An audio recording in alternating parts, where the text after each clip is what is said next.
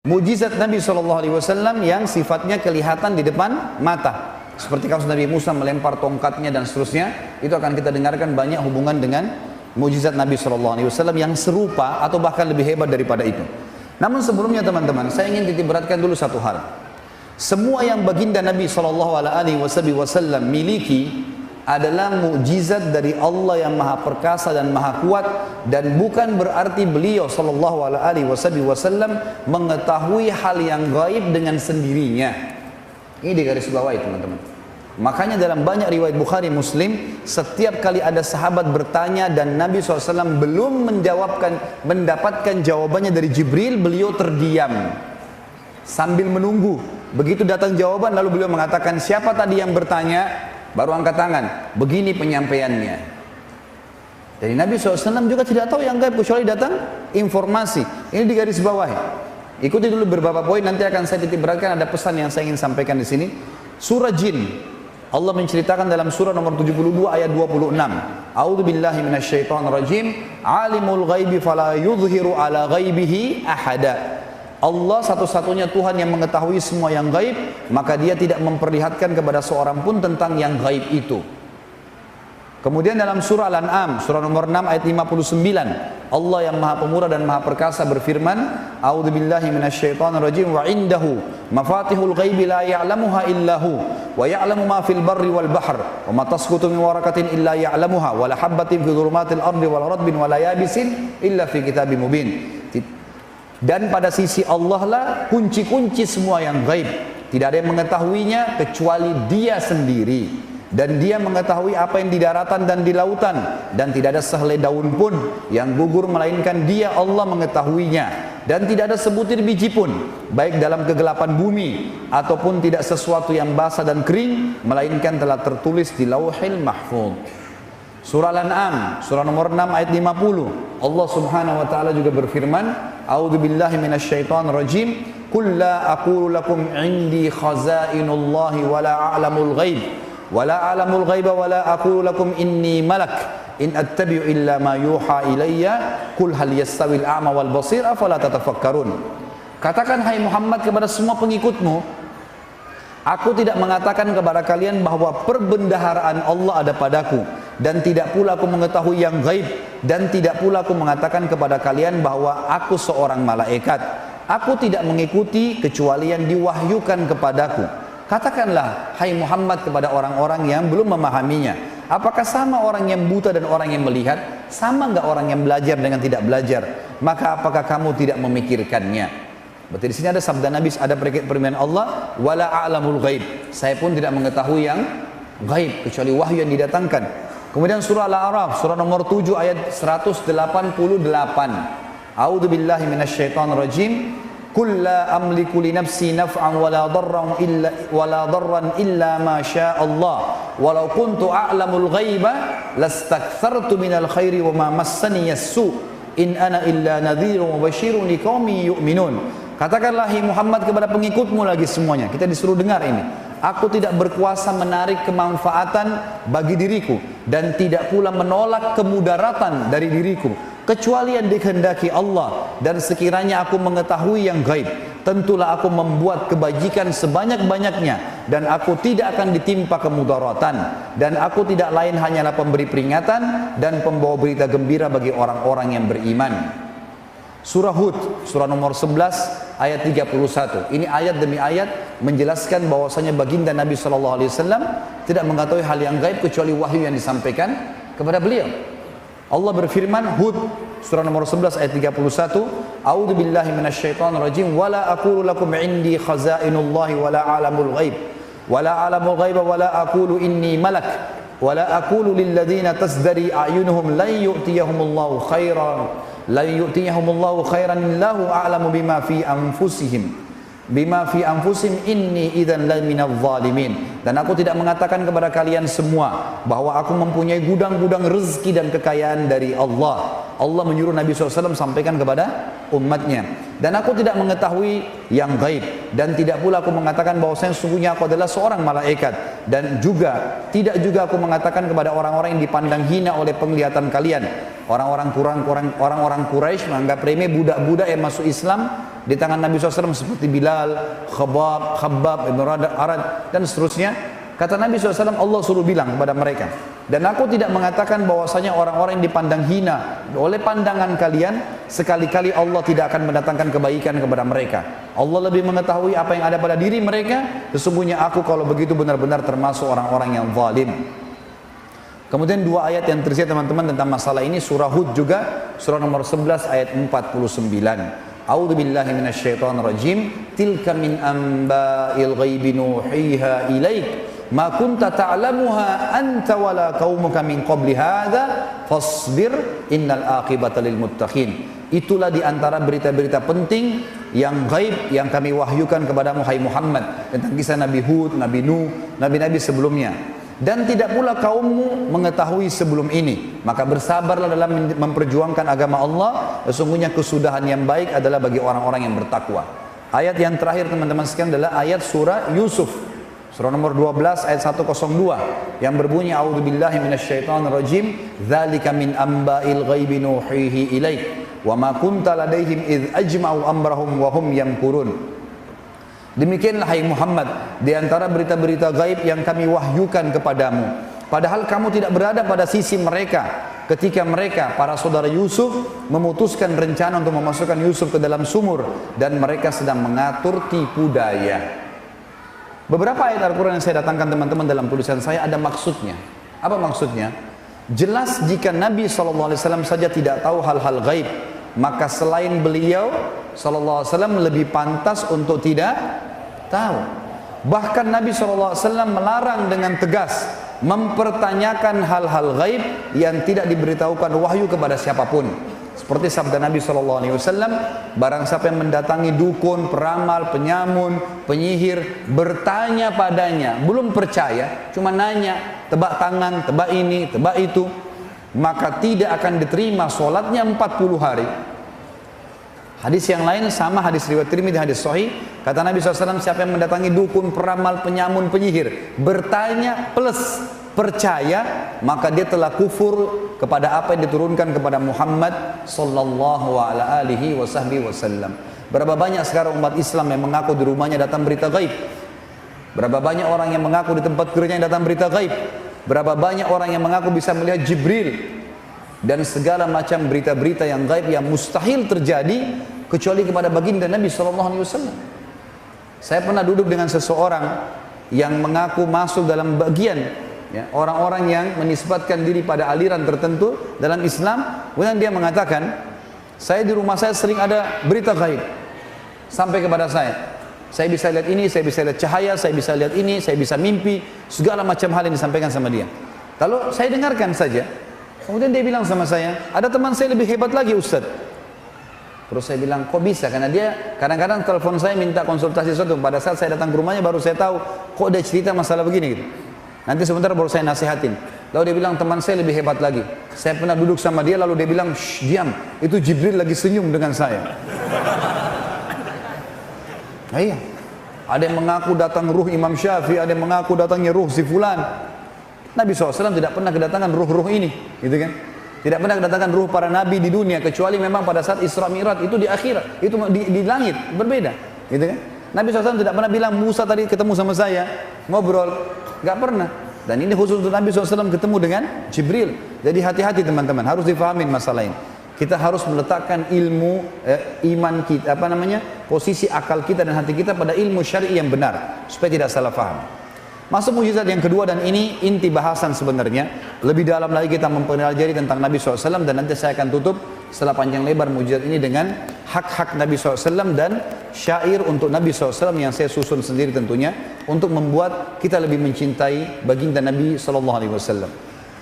Mukjizat yang berupa pernyataan, kejadian nyata teman-teman yang paling hebat sekali adalah pembelahan bulan dengan jari telunjuk. Ini disebutkan di dalam hadis Bukhari. Satu malam, baginda Nabi SAW pernah tawaf di Ka'bah, lagi bulan purnama. Berdirilah beberapa tokoh Quraisy lalu berkata dengan suara keras, "Wahai Muhammad, apa kau mau kami beriman padamu?" Kata Nabi SAW, "Tentu saja." Lalu mereka bilang, "Apa kau lihat bulan itu?" Ada bulan purnama lagi sangat terang. Kata Nabi SAW, "Iya." Kata mereka apa? "Belah bulan itu buat kami." Ini teman-teman bukan belah kue ya, bukan belah pohon pakai kampak, bulan. Sekarang aja sulit sekali sampai ke sana, apalagi zaman dulu. Di sini perlu teman-teman garis bawahi, Quraisy pada saat itu bukan sedang minta mukjizat ya, bukan minta sesuatu yang hebat lalu mereka beriman, bukan. Mereka persis seperti kaumnya Nabi Saleh. Waktu Nabi Saleh alaihissalam sedang berdakwah di padang pasir dan banyak pengikutnya yang beriman, tokoh-tokoh Nabi Saleh mengatakan apa? "Hai Saleh, kau mau kami beriman?" Kata Nabi Saleh, "Tentu saja." Lalu mereka tunjuk ada gunung batu. Mereka bilang, "Hai Saleh, keluarkan dari gunung batu ini unta betina." Bukan keluarkan pasir, batu kecil, keluarkan unta betina. Tidak cukup hai Saleh. Unta betina itu harus bisa memberikan susu satu negeri. Mustahil, nggak mungkin. Tujuannya mereka ingin mempermalukan para nabi Allah. Mereka kaget pada saat Nabi Saleh mengatakan apa? "Hai kaumku, kalau saya minta kepada Allah, Tuhanku dan Tuhan kalian, apa yang kalian minta? Keluar unta dari gunung itu, kalian akan beriman?" Kata mereka, "Tentu saja. Kalau dari gunung itu keluar unta, pasti kami beriman." Depan mata mereka Nabi Saleh berdoa, "Ya Allah, tunjukkan keajaibanmu, ya, dan kemahamurahanmu, keluarkan unta." Keluar betul unta teman-teman, unta betina. Dan unta betina ini subhanallah, kaum Nabi Saleh cuma mengeluarkan wadah nampan saja ya. Itu di depan rumah, untanya tidak pakai diperah, isi tempat susu mereka masing-masing semuanya. Syaratnya hanya tidak boleh diganggu. Akhirnya makin banyak orang yang beriman. Ternyata orang-orang kafir ini membunuh unta Nabi Saleh. Dalam Al-Quran, fa'akarun nakah, mereka membunuh unta betina itu. Ada kisah sendiri tentunya. Tapi kita kembali kepada Nabi SAW. Orang Quraisy di sini minta belah bulan bukan karena mau beriman ya, mau mempermalukan Nabi SAW supaya Nabi berhenti berdakwah. Mereka kaget teman-teman untuk Nabi SAW mengatakan apa? "Hai Quraisy, kalau saya minta kepada Allah, Tuhanku dan Tuhan kalian, agar bulan itu terbelah seperti kalian minta, apa kalian akan beriman?" Bahasanya jelas. Kata Quraisy, "Kalau kau bisa belah bulan itu, kami akan beriman." Maka di hadapan mereka teman-teman, hadis Bukhari Muslim, sahabat Nabi yang mulia Abdullah bin Mas'ud radhiyallahu anhu mengatakan, "Kami telah menyaksikan bulan di Mekah terbelah menjadi dua bahagian. Sebelum hijrah Nabi SAW ke Madinah, sebelah bulan berada di sisi gunung Abi Kubais dan sebelah lagi berada di sisi As-Suwaida, gunung As-Suwaida." Teman-teman sekalian, riwayat lain Bukhari menjelaskan Nabi SAW menggaris bulan dengan telunjuk beliau sehingga bulan tersebut terbelah menjadi dua. Dan untuk memastikan terbelah dua, ada dua gunung besar di Mekah, As-Suwaida dengan Abi Kubais. Setengah di sini, setengah di sini. Dan mereka menyaksikan semua itu. Kira-kira teman-teman, apakah Quraisy beriman? Jawabannya mereka bilang apa? "Sungguh sihirnya Muhammad tambah hebat." Itu perkataan. Tadi mereka bilang mau beriman tuh. Enggak. Lalu mereka bilang, untuk membuktikan kalau ini sihir, ada beberapa orang-orang Quraisy yang lagi di luar kota Mekah, lagi di Yaman, rihlatas syita'i was saif. Perjalanan musim dingin dan musim panas, itu Yaman dan negeri Syam. Mereka akan kembali beberapa waktu lagi. Tanya mereka, kalau mereka juga lihat bulan terbelah, berarti Muhammad benar. Kalau cuma orang Mekah yang lihat berarti sihir. Subhanallah, mereka tunggu beberapa hari kemudian, datang semua orang-orang Quraisy, mereka tanya, "Hai Quraisy." Orang-orang Quraisy Mekah tanya Quraisy yang datang, "Apakah kalian melihat bulan terbelah berapa waktu yang lalu?" Semuanya mengatakan, "Iya, kami melihatnya." Dan sampai sekarang teman-teman kalau ketik di Google, bisa sebentar diketik di Google, ketik ya foto bulan terbelah. Ada, saya pernah di laptop saya ada, saya simpan. Di satelit diambil foto bulan, ternyata bulan itu teman-teman ada bukti retakan di tengah-tengahnya mengelilingi bulan. Dan para ilmuwan mengatakan ini pernah terjadi 1000 tahun sekian yang lalu, entah kapan bulan terbelah. Dan bukan mustahil bulan akan terbelah satu waktu lagi. Dan kita sudah punya buktinya dalam surah Al-Qamar. Surah nomor 54. Al-Qamar artinya bulan. Allah ceritakan di 3 ayat pertama. Al-Qamar surah nomor 54 ayat 1 sampai ayat 3. A'udzu billahi minasyaitonir rajim. Iqtarabatis sa'atu wa insyaqqal qamar. Sungguh telah dekat hari kiamat itu dan benar-benar bulan terbelah. Kata Allah. Ayat keduanya, wa iyyaru ayatan yu'ridu wa yaqulu sihrun mustamir. Tapi sayangnya orang-orang Quraisy itu pada saat sudah lihat tanda-tanda kebesaran Tuhannya masih saja memalingkan diri dan mereka mengatakan ini sihir yang terus-menerus ditunjukkan oleh Muhammad sallallahu alaihi wasallam. Ayat ketiga, wa kadzdzabu, lalu mereka mendustakan itu. Wattaba'u ahwa'ahum, lalu mereka mengikuti hawa nafsu mereka. Wa kullu amrin mustaqir, dan setiap perkara akan ada pertanggungjawabannya. Ini mukjizat yang pertama, pembelahan bulan. Yang kedua, tulisan saya tentu dalam buku saya tulis kuasa Nabi SAW terhadap awan. Ini hadis Bukhari. Suatu hari Nabi SAW sedang khutbah Jumat. Anas bin Malik, pembantu Nabi SAW radhiyallahu anhu, meriwayatkan masalah ini. Nabi SAW lagi khutbah Jumat, baru selesai Bilal azan, dan baru Nabi SAW mulai dengan tahmid, puji Allah. Ada satu sahabat dari luar masjid teriak-teriak, "Ya Rasulullah, ya Rasulullah," dengan suara keras. Orang semua heran. Hari Jumat kita tahu kalau khatib dari mimbar semuanya orang hening, gitu kan? Orang balik ke arah sana semua. Ini ada apa ini? Orang ini kenapa teriak-teriak? Waktu dia masuk pintu masjid, Nabi SAW tanya, "Malak, ada apa dengan kamu?" Dia bilang, "Ya Rasulullah, jalan-jalan kami pecah semuanya, retak. Tanah-tanah jalan semuanya retak. Pohon-pohon kami mati. Gembalaan kami pun banyak yang mati. Kami pun akan mati sebentar lagi karena kering, musim kemarau. Nggak ada hujan. Mumpung Anda di atas mimbar, berdoalah kepada Allah agar Allah turunkan hujan." Rupanya orang ini punya hajat penting. Memang dia kejar waktu Nabi SAW lagi di atas mimbar. Maka kata Anas bin Malik, kami pun menyaksikan Nabi SAW mengangkat tangannya ke langit sambil mengatakan 2 kali, "Allahumma agithna, Allahumma agithna." Ya Allah, turunkan hujan buat kami, turunkan hujan buat kami. Kata Anas bin Malik, demi Allah, waktu Nabi SAW mengucapkan doa itu, saya mengangkat mata saya ke langit. Waktu itu kebetulan masjid Nabi tidak ada atapnya, terbuka. Maka saya melihat langit seperti kaca, nggak ada awan sedikit pun. Tentu kalau tidak ada awan nggak mungkin hujan ya. Maka yang terjadi, kata Anas bin Malik, belum selesai khutbah Nabi SAW kecuali Madinah sudah gelap, penuh dengan awan-awan, dan turun hujan lebat sampai membasah kuyupkan seluruh Madinah, termasuk Nabi SAW basah kuyup dengan jenggot beliau SAW. Lalu kami tidak melihat matahari sepekan. Seminggu nggak ada matahari, hujan terus, gitu kan. Jumat depannya Nabi SAW naik mimbar mau khutbah lagi. Datang lagi orang yang minggu lalu. "Ya Rasulullah, ya Rasulullah, kenapa kamu? Rusak jalan-jalan kami. Hewan-hewan kami mati. Kami pun bisa mati. Banjir. Minta kepada Allah agar hujan diberhentikan." Seminggu non-stop. Maka Nabi SAW mengucapkan dalam hadis Bukhari ini yang dengan doa yang masyhur, "Allahumma hawalaina wala alaina." Ya Allah, jadikan hujan ini baik buat kami, jangan masalah buat kami. "Allahumma alal aqami wadh-dhirabi wa butuni awdiyatin wa manabi'is syajar."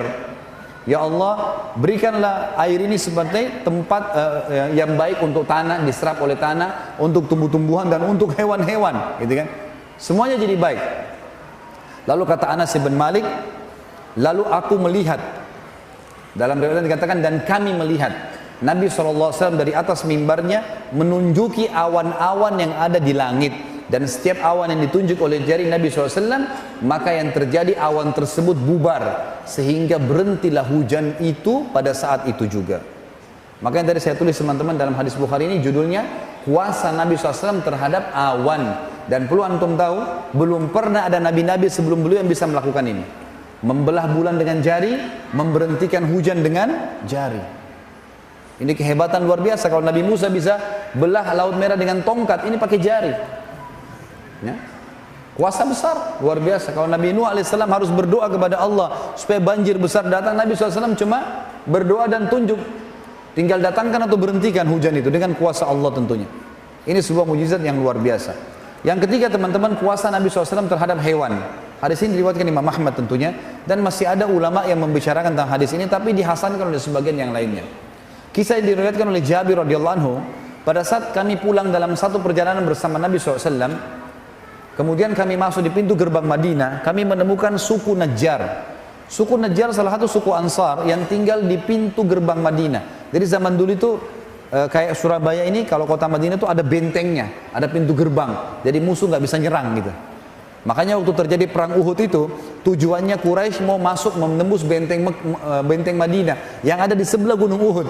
Tapi karena pasukan Muslim sudah keluar, mereka terpaksa berhadapan gitu kan, mereka tidak bisa masuk ke dalam. Begitu masuk pintu gerbang Madinah ada suku Najjar. Suku Najjar ini suku ibu Nabi SAW. Masuk sana ternyata ada unta jantan lagi ngamuk. Unta jantan lagi mengamuk. Dan unta ini teman-teman seperti kuda, bisa menggigit, bisa menendang. Ya. Yang terjadi, Jabir radhiyallahu mengatakan, ya Rasulullah, hati-hati, di depan anda ada unta jantan lagi ngamuk. Semua orang sudah tahu, termasuk pengembala unta, kalau unta jantan ngamuk, mereka cuma berusaha menggiring masuk ke kandang, lalu dibiarkan tenang dulu, baru kemudian didekati, karena liar sekali. Maka yang terjadi, Nabi SAW justru menghadapkan untanya ke unta itu. Unta ini lagi membelakangi Nabi ya. Lalu kata Nabi SAW satu kalimat, Ta'al, kesinilah. Begitu mendengar suara Nabi SAW, apa yang terjadi? Tiba-tiba saja unta itu balik ke arah Nabi SAW, menundukkan tatapan matanya, kemudian redam marahnya, lalu dia menurunkan mulutnya ke tanah, kemudian menyeretnya sampai di hadapan baginda Nabi SAW. Dengan tidak marah lagi, diturunkan. Ini bentuk penghinaan. Dia bukan cuma jalan tenang, tapi dia turun sambil menyeret mulutnya di tanah sampai di hadapan Nabi SAW. Lalu kata Nabi SAW, mana tali kekangannya?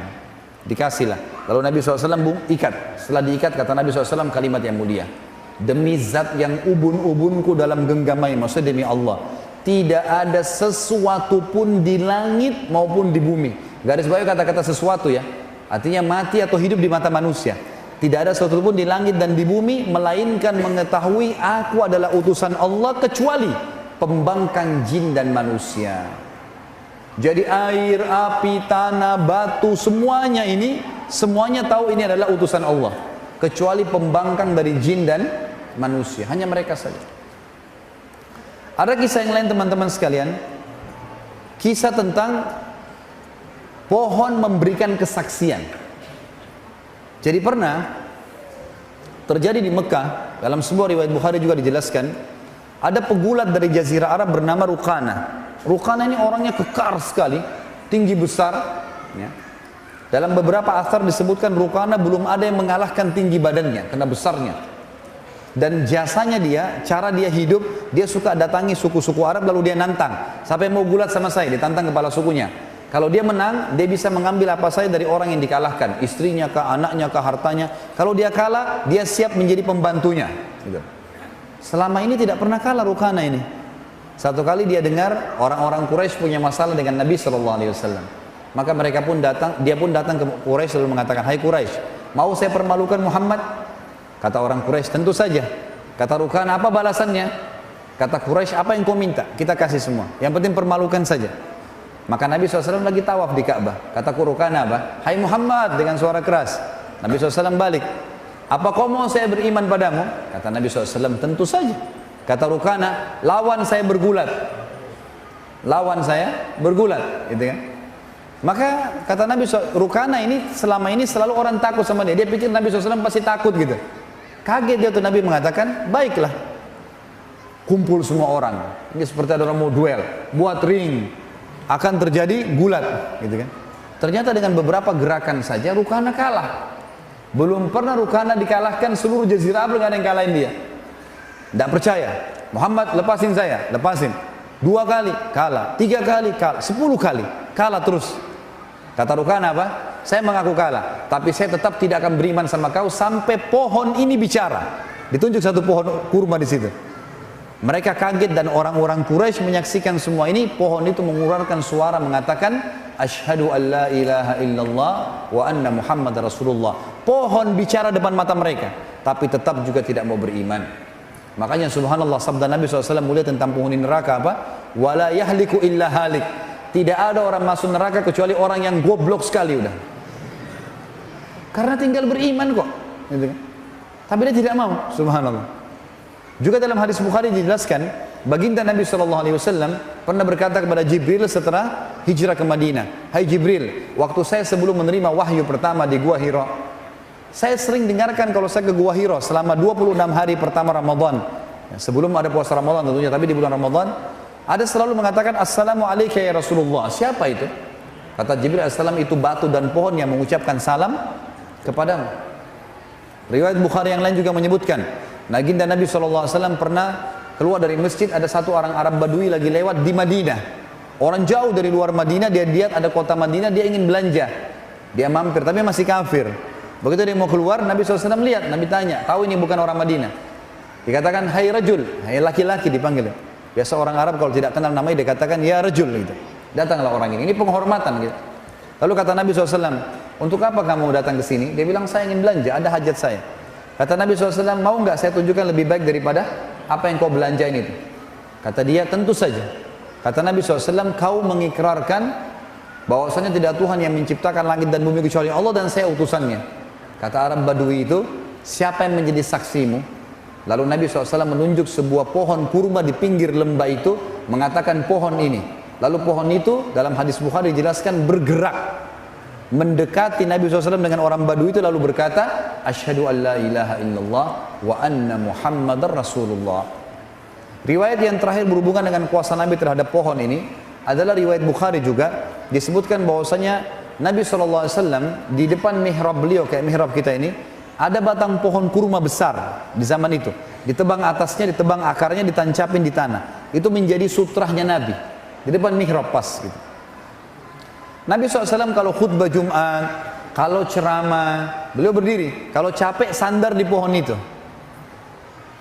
Satu hari ada seorang wanita, sahabiat Nabi radhiyallahu anha datang, tidak disebutkan namanya dalam hadis ini tentunya. Saya cuma temukan seorang wanita datang dan berkata, ya Rasulullah, saya punya seorang pegawai, bisa buat mimbar, mau nggak saya buatin mimbar? Kata Nabi SAW, silahkan. Dibuatlah mimbar, dan mimbar Nabi SAW waktu itu 3 anak tangga, gitu kan? Jelas hari Jumat tiba, mimbar sudah ada. Anas bin Malik meriwayatkan hadis Bukhari ini mengatakan, waktu Nabi SAW lihat mimbar, beliau pun naik ke mimbar seperti khatib biasa. Lalu Bilal, setelah salam, Bilal mulai azan. Waktu Bilal lagi azan, kami mendengarkan suara tangisan anak kecil yang makin lama makin besar sampai menyerupai suara induk unta yang kehilangan anaknya. Kami pun melihat satu sama yang lain. Di masjid tidak ada anak kecil, nggak ada juga unta dalam masjid. Dari mana suara ini? Lalu kami melihat Nabi SAW turun dari mimbarnya, mendatangi batang pohon yang di depan mihrab itu, lalu memeluknya dan bersabda, kata Nabi SAW, demi zat yang ubun-ubunku dalam genggamannya, kalau saya tidak memeluknya pohon ini, maka dia akan menangis sampai hari kiamat karena kehilangan zikrullah. Artinya selama ini Rasulullah SAW sering sandar sama dia. Pohon ini kita anggap mati, sudah ditebang akarnya, ditebang atasnya, dianggap mati di mata kita, itu masih bisa mendengar zikrullah. Makanya teman-teman hati-hati. Seseorang di antara kita pergi ke hotel menganggap tidak ada yang tahu. Udara yang antum hirup itu makhluknya Allah. Air yang kita pakai, cebok di kamar mandi, makhluknya Allah. Spray yang kita pakai, benangnya, semua makhluknya Allah. Cahaya yang kita pakai, makhluknya Allah. Bagaimana antum merasa tidak diawasi oleh Sang Pencipta Allah? Tubuh kita sendiri, semua urat-urat sarafnya, darahnya, semua makhluknya Allah. Dan ini memberikan saksi hari kiamat. Hati-hati, jangan kita anggap benda mati mata kita berarti tidak akan tahu apa-apa. Sudah tahu hadis sahih kan? Yang muttafaqun alaih Bukhari Muslim tentang kita disunnahkan pindah-pindah tempat kalau sholat sunnah. Kenapa? Karena kata Nabi SAW, setiap tempat dipakai sholat oleh seorang muslim akan jadi saksi hari kiamat. Tembok lantai itu akan jadi saksi buat antum hari kiamat. Bagaimana kuasa Allah? Tugas kita beriman, tidak usah bertanya, gitu kan? Allah perintahkan duhur 3-4 rakaat, asar 4 rakaat, ya sudah, kita terima kalau orang beriman. Tidak usah kita protes. Kenapa ya? Duhur 4, asar 4, kenapa Allah nggak kasih aja sekalian jam 2 4 rakaat? Loh, Allah maunya begitu. Dan itu orang beriman yang harus menjalankannya. Seperti itulah. Kita masuk teman-teman, selanjutnya adalah kuasa Nabi SAW dalam menyembuhkan penyakit. Masih ada waktu? Hah? Cuma 3 orang yang nyaut. Ini masih mau dengar nggak? Alhamdulillah. Kalau cuma 3 orang ya sudah, 3 orang tinggal. Ada kisah yang luar biasa teman-teman tentang kuasa Nabi menyembuhkan penyakit. Ini kalau Nabi Isa AS menyembuhkan tuli dan bisu, dengarkan bagaimana Nabi SAW menyembuhkan penyakit para sahabat. Dalam riwayat Bukhari, semua saya ambil dalam riwayat Sahih ini, kisah tentang Abu Rafi'. Siapa Abu Rafi' ini teman-teman? Salah satu pimpinan Yahudi, salah satu raja Yahudi yang suka benci sekali dengan Islam, suka memerangi Islam. Tapi dia sembunyi-sembunyi, seperti orang munafik. Kalau ada satu suku Arab mau nyerang Madinah, dibiayai sama dia. Kalau ada perempuan penari hina Nabi SAW, hina Islam, dibiayai sama dia. Kalau ada penyair yang menghina Islam juga dibiayai sama dia. Pokoknya dia bermain di belakang lah. Nabi SAW berkata setelah habis sholat subuh, lalu berkata, siapa yang menyelesaikan urusannya Abu Rafi'? Ini bahasa santun ya. Maksudnya siapa yang bisa bunuh dia itu? Ini orang buat masalah nih. Sedikit-sedikit ada pasukan nyerang, yang biaya Abu Rafi'. Sedikit ada wanita menghina Islam, Abu Rafi' di belakangnya. Penyair, Abu Rafi', semua Abu Rafi' di belakangnya. Nabi SAW bilang, siapa yang bisa bunuh ini? Seorang sahabat Nabi bernama Abdullah bin Abi Atiq radhiyallahu anhu, sahabat Nabi yang mulia. Ibnu Hajar menyebutkan dalam Fathul Bari, Sahih Bukhari, beliau mengatakan, Abdullah bin Abi Atiq radhiyallahu anhu ini punya pandangan mata yang rabun. Zaman dulu nggak ada kacamata kan? Jadi mungkin punya minus gitu. Jadi agak rabun matanya. Dia mengatakan, saya Rasulullah, saya akan menyelesaikan urusannya. Kata Nabi SAW, baiklah, pergi bawa beberapa temanmu. Abdullah bin Atiq mengajak beberapa temannya, tidak disebutkan jumlahnya, mereka pergi. Tiba di benteng Abu Rafi' malam hari. Kebetulan Abdullah melihat bentengnya ini dijaga oleh beberapa orang dan cuma satu pintu. Dan ini penjaga benteng menghafal mukanya orang yang dalam benteng. Jadi nggak bisa orang asing masuk. Malam sudah ditutup. Maka teman-teman Abdullah mengatakan, kami mau istirahat dulu, hai Abdullah. Izinkan, silakan istirahat di seberang benteng gitu. Abdullah bilang, saya mau lihat dulu, siapa tahu ada jalan untuk masuk. Subhanallah, waktu teman-teman Abdullah pada ketiduran, tiba-tiba saja pintu gerbang benteng dibuka, keluar dari benteng perempuan, anak-anak bawa obor, ribut, suara gemuruh. Ternyata terdengar karena mereka menggunakan bahasa Arab juga waktu itu, orang-orang Yahudi, karena mereka tinggal di Jazirah Arab. Maka mereka Abu Rafi', si Abdullah dengar, mereka bilang, untanya raja kami Abu Rafi' sedang hilang, carilah. Jadi untanya hilang, dicari sama masyarakatnya, mereka keluar semua. Abdullah melihat ini kesempatan. Kalau dia bangunkan temannya lama lagi, dia jalan sendiri. Dia bilang, saya pun menyelip di antara orang-orang yang masuk, sampai akhirnya saya masuk ke dalam benteng. Begitu masuk dalam benteng, dia bilang, saya sembunyi di kandang keledai. Ada kandang keledai, dan keledai ini hewan teman-teman sekalian. Kalau dia mau ngomong, dia bersuara, kalau tidak, dia tidak bersuara. Walaupun ada bom di sebelahnya. Jadi keledai agak berbeda gitu. Dia sembunyi di sebelah keledai ini tidak mau teriak, tidak mau suara kalau dia merasa tidak perlu gitu. Kalau dia bersuara juga buruk.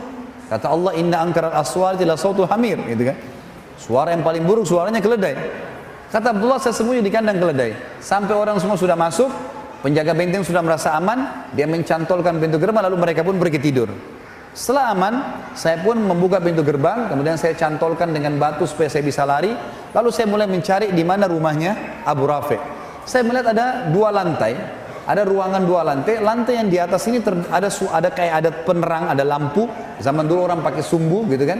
Lalu kemudian terdengar di sana suara orang-orang mengatakan Abu Rafi', Abu Rafi'. Maka saya tahu itu adalah rumahnya Abu Rafi'. Di sebelah rumah Abu Rafi' ada rumah-rumah juga pakai pintu dan ada cantolan-cantolannya. Kayak sekarang kita zaman dulu tuh ditaruh terus digembok dari luar gitu kan.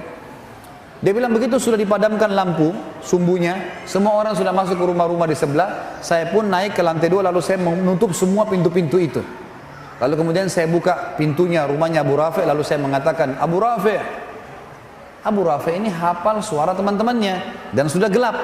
Kata Abu Rafi', siapa itu?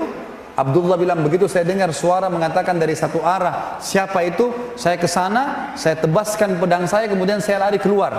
Karena matanya agak gelap dan gelap juga ruangan. Saya ingin melihat cahaya langit yang masih ada di malam hari gitu kan.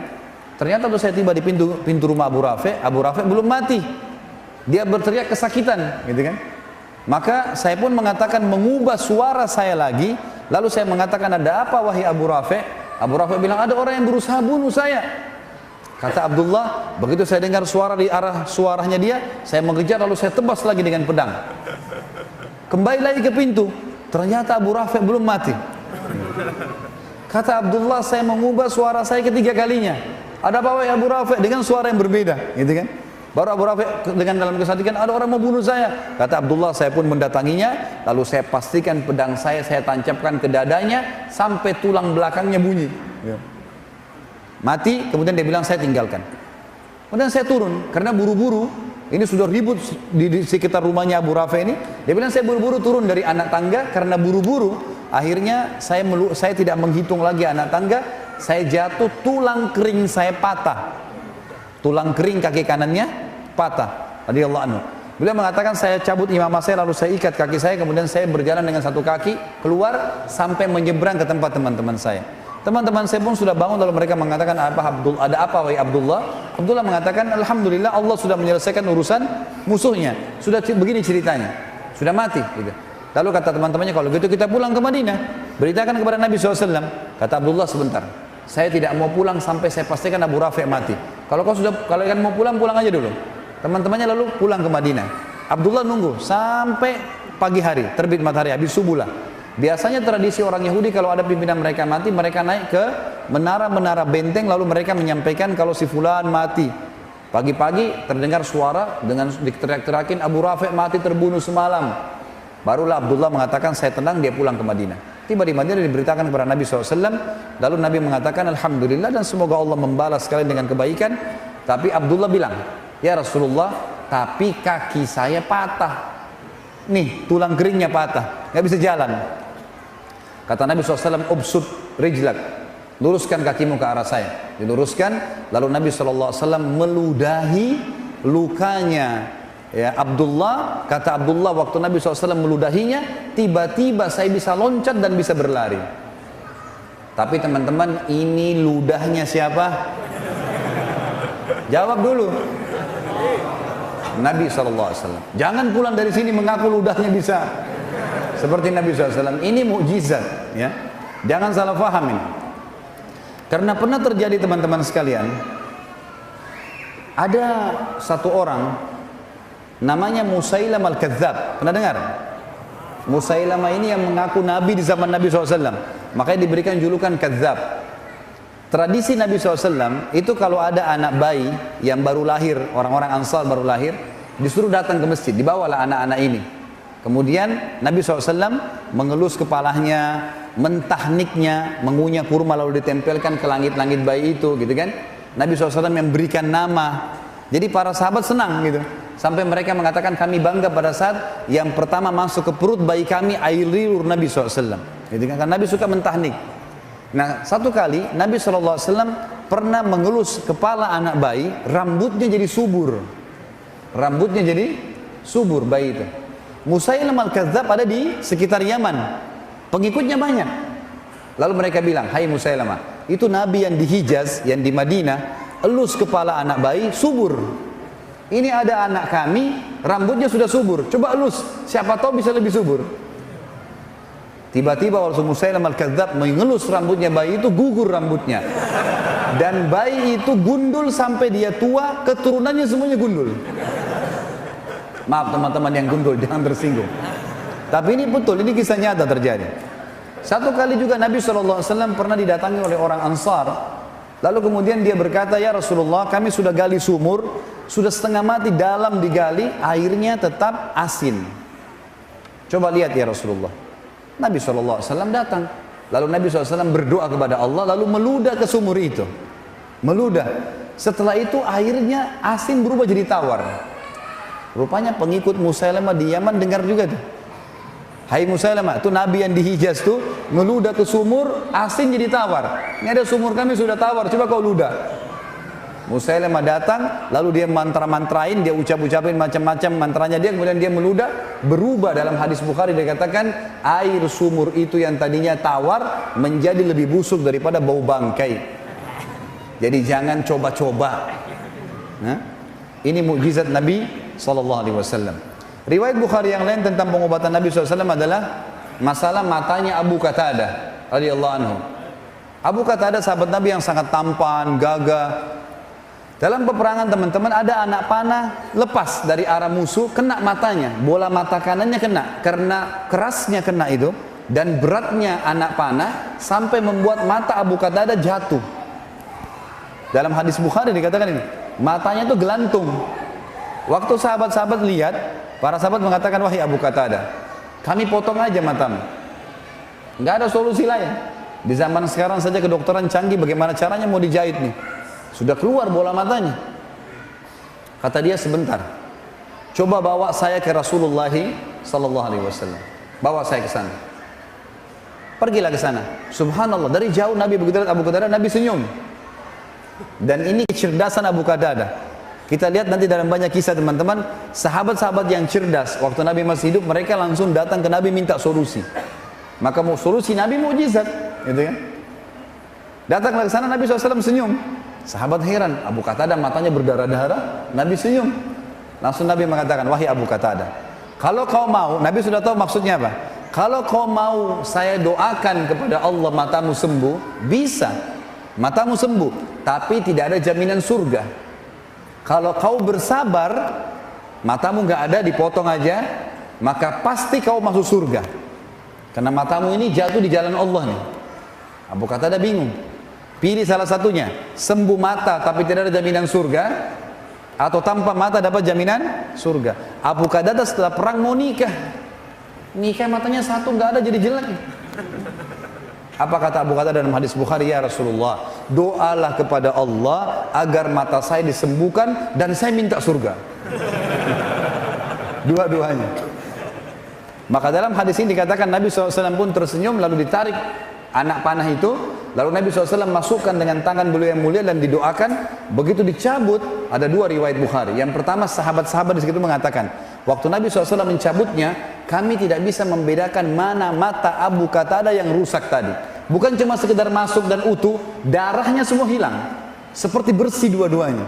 Abu Qatadah juga mengatakan dalam riwayat yang kedua, pada saat Nabi SAW menarik telapak tangannya, maka saya tidak bisa membedakan mana mata saya yang rusak dan yang bagus. Dua-duanya terang. Ini kuasa Nabi SAW dalam menyembuhkan penyakit. Kira-kira lebih hebat ini atau lebih hebat orang tuli disembuhkan? Nabi Isa AS hebat, tapi jangan lupa Nabi SAW juga punya mukjizat. Ini banyak tidak diketahui oleh kaum muslimin. Kemudian teman-teman sekalian, kita pindah kepada kuasa Nabi SAW terhadap air. Tinggal beberapa poin ya. Ini teman-teman sekalian pernah terjadi dalam hadis Bukhari di Hudaybiyah. Hudaybiyah sebuah wilayah sekitar 80 km dari Mekah. Kalau teman-teman sekarang lagi umrah atau haji, bisa minta kepada travelnya, tolong mampirin kami di wilayah Hudaybiyah. Hudaybiyah itu kebanyakan padang pasir teman-teman, dan di situ banyak peternakan unta. Jadi ke Hudaybiyah itu biasanya orang untuk beli susu unta, dan untuk melihat daging unta di situ ya. Kadang-kadang orang membeli dagingnya kalau mereka habis sembelih dan seterusnya. Ringkas cerita seperti itulah. Hudaybiyah ini tepat di perbatasan wilayah haram. Jadi kalau masuk Hudaybiyah berarti keluar dari wilayah haram. Nabi SAW pernah mau umroh pada saat itu 1.400 orang ditahan oleh Quraisy, nggak bisa, gitu kan? Maka terjadilah kesepakatan Hudaybiyah. Ringkas cerita, waktu itu mereka kehabisan air, 1.400 orang kehabisan air. Kata Jabir radhiyallahu anhu, kami membawakan seember air untuk Nabi SAW untuk wudu. Nabi sudah mau pulang ke Madinah, kehabisan air, sudah nggak ada air, tapi Nabi nggak tahu. Dibawalah air untuk wudu, lalu semua sahabat 1.399 berkumpul. Nabi SAW tanya, kenapa kalian kumpul di sini? Kata mereka, kata Jabir radhiyallahu anhu, ya Rasulullah, kami kehabisan air, nggak ada air. Jangankan untuk wudu, untuk minum nggak ada, habis. Di sekitar sini nggak ada air. Air terakhir tinggal di ember anda ini. Anda selesai pakai, kami akan berebut. Maka kata Jabir radhiyallahu anhu, ini saksi bahasan teman-teman, mukjizat yang luar biasa. Maka kata dia, kami menyaksikan baginda Nabi SAW meletakkan telapak tangannya ke dalam ember dan tangannya mengeluarkan air ya non-stop sampai kami semuanya minum, sampai dahaga kami hilang, semua kendi-kendi air kami dipenuhi dan air masih mengalir dari jari telunjuk Nabi SAW. Ini yang saya bilang tadi teman-teman, kalau Nabi Nuh AS berdoa kepada Allah turun hujan dari langit dan keluar air dari bumi, Nabi SAW keluarkan dari telapak tangannya air, mukjizat dari Allah Subhanahu Wa Taala. Ini kuasa yang luar biasa. Dan kata Jabir, jumlah kami waktu itu 1.400 orang dan semuanya berhasil minum dan juga memenuhi kendi-kendi airnya. Teman-teman sekalian, kisah mukjizat yang saya bahasakan mungkin terakhir ya, yang kita sebutkan insya Allah pada malam ini adalah kuasa Nabi SAW terhadap makanan. Ini juga diriwayatkan oleh Imam Bukhari. Kisah Jabir radhiyallahu anhu di perang Ahzab atau perang Khandaq, Parit, ya. Waktu Nabi SAW mendengarkan Quraisy keluar dengan 10.000 orang, seluruh suku-suku Arab yang kafir, berikut dengan Yahudi, Kainuqa dan Nadhir dari Khaybar, semuanya ikut untuk memerangi Nabi SAW dan ingin membagi-bagi Madinah dengan 10.000 penunggang kuda. Ini penunggang kuda ini sama dengan tank sekarang ya. Memang betul-betul habis Madinah pada saat mereka masuk kalau secara hitung-hitungan militer pada saat itu. Nabi SAW musyawarah dengan para sahabat. Salman Al-Farisi radhiyallahu anhu, sahabat Nabi yang mulia ini dulu perdana menterinya Persia. Dan dia juga kepala keamanan militer, gitu kan? Maka dia mengatakannya, Rasulullah, kami di Persia, kalau kami sedang terdesak, maka kami buat parit di sekitar pintu masuk kami, maka musuh nggak bisa masuk. Kalau ada yang masuk, kami serang. Maka Nabi SAW suruh sahabat semuanya buat parit. Ini kalau teman-teman lihat di YouTube sudah ada ceramah sirah tentang perang Khaybar. Panjang lebar saya jelaskan. Ringkas cerita, digalilah parit dalam beberapa riwayat ada yang mengatakan yang 7 meter dalamnya, lebarnya 15 meter, yang sulit sekali untuk diloncati oleh kuda. Setiap kali 10 kali 10 meter Nabi SAW taruh 10 orang sahabat dan tidak boleh pulang ke rumah kecuali betul-betul mereka sudah minta izin dengan Nabi SAW. Satu waktu teman-teman mereka lagi menggali dan dalam kondisi lapar, musuh sudah dekat dengan Madinah, harus menyelesaikan pekerjaan. Ada 2 orang sahabat datang kepada Nabi SAW lalu berkata, ya Rasulullah, kami kelaparan, gak ada makanan. Lalu mereka ngangkat bajunya. Ternyata di perutnya sahabat ini ada 2 buah batu yang diikat. Jadi untuk menghilangkan lapar, batu diikat, lalu diikat dengan keras di perut sehingga ususnya jadi kecil, gitu kan? Sehingga laparnya berkurang. Nabi SAW waktu lihat 2 sahabat ini tidak jawab bapak-bapak, beliau cuma angkat bajunya dan ternyata di perut Nabi ada 3 batu. Ini jawabannya, saya lebih lapar dari kalian, gitu kan? Maka sahabat yang 2 terdiam. Jabir radhiyallahu anhu lihat pada saat itu. Dia mengatakan, demi Allah, Rasulullah SAW telah tertimpa sesuatu yang sudah luar biasa ini. Sampai lapar ikat batu di perutnya, gak ada yang tahu. Untung ada sahabat yang bertanya gitu. Lalu kata Jabir, ya Rasulullah, izinkan saya pulang ke rumah saya. Kata Nabi SAW, baiklah pulang. Dia pulang. Dia bilang kepada istrinya, ya, hai istriku, punya makanan gak? Kata istrinya, kenapa? Dia bilang, saya telah melihat sesuatu yang memilukan dari Nabi SAW. Kata istrinya, apa itu? Rasulullah SAW ikat perutnya dengan 3 batu. Masa kita bisa membiarkan itu? Ini lapar, ada makanan. Kata istrinya, persiapan makanan kita adalah 1 sak gandum, ada 1 sak gandum, beberapa kilo gandum, dan ada 1 anak kambing kecil milik kamu di sebelah rumah. Kalau kau mau, potong kambing itu saya buatkan kari, kemudian nanti gandum ini kita buatin roti. Lalu undang Rasulullah SAW makan ke sini.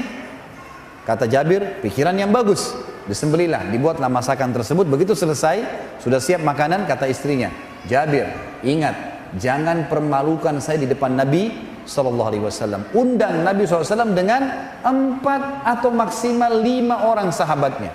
Makanan gak cukup. Ini pas hanya untuk 10 orang paling maksimal. Mereka 5, saya juga sama kamu sama anak-anak harus makan. Kata Jabir, tentu saja. Pulanglah Jabir ke Khandaq tadi. Lalu dia bilang, ya Rasulullah, dibisik-bisik Nabi, ladayya tu'ayyim, ya. Dalam bahasa Arab makanan, bahasa Arabnya ta'am, ya. Tapi kalau makanan sedikit dikasih tasghir dan dikasih kecil, tu'ayyim, artinya saya punya makan sedikit makanan. Kata Nabi SAW, datanglah anda ya Rasulullah ke rumah saya dengan 4 maksimal 5 orang teman-teman anda. Maka Nabi SAW bilang, apa yang kau siapkan hai Jabir? 1 kambing kecil dengan 1 sak gandum. Kata Nabi SAW, banyak dan berkah. Tiba-tiba teman-teman, Nabi SAW naik di atas batu tinggi, teriak dengan suara keras, wahai muhajirin dan ansar, gitu kan, kalian semua diundang oleh Jabir. Riwayatnya begitu. Lalu Jabir mengatakan, ya Rasulullah, muhajirin dan ansar. Kata Nabi SAW, iya, pulanglah dan jangan sentuh makanan itu. Coba teman-teman kalau antum di posisi Jabir nih, 1.500, 400 orang waktu itu di Khandaq, semuanya lapar, Dan pada saat itu disebutkan dalam riwayat Bukhari 3 hari belum makan. Tidak ada makanan. Maka Jabir pontang-panting lari ke rumahnya. Teriak depan rumah, wahai istriku, kita sudah dipermalukan. Gitu. Begitu riwayatnya. Lalu kata istrinya, kenapa? Rasulullah SAW undang muhajirin dan ansar. Kata istrinya, kan saya sudah bilang jangan permalukan. Bukan perilaku saya, Nabi yang bilang. Maka istrinya cerdas nih. Ini subhanallah, iman kalau dalam hati ada, lain jawabannya. Maka dia mengatakan, sebentar, ada pesannya nggak Rasulullah SAW? Kata Jabir, ada. Jangan sentuh makanan, jangan sentuh sampai beliau datang. Tunggu, gitu ya. Baik, datanglah Nabi SAW dengan 1.400 orang. 1.400 orang datang.